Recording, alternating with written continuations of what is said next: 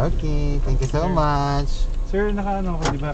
Automatic na yan, nandito. Sir, tip Sige. po. 164. Dito na sir, okay na to. Okay lang, then may tip po ako sa... Naku, ay, ang Merry laki Christmas naman! po. Ang laki Merry naman, sir! Christmas! Okay lang yan, sir. Maraming salamat, sir, ha? Thank you. Sir, nagbablog kasi ako. Pwede ka bang i-vlog conversation natin? Okay lang sa'yo. Okay lang. Maraming salamat po. Thank you po. Thank you, sir. Si sir, nagbigay pa ng ng 1,000 pesos na tip.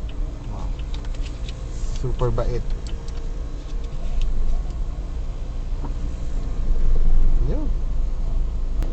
Kaninang 12 o'clock, pasahero ko pumunta sa hospital.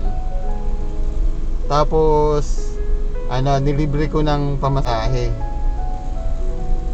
Na nagpaalam din ako na kasi nagkakwentuhan kami. Nagpaalam din ako na, sir, ibablog ko yung conversation natin.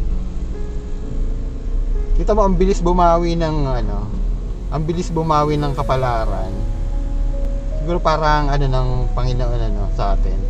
Kung gumawa ka ng mabuti, automatic parang automatic. Hindi naman automatic kasi may 6 hours na gap.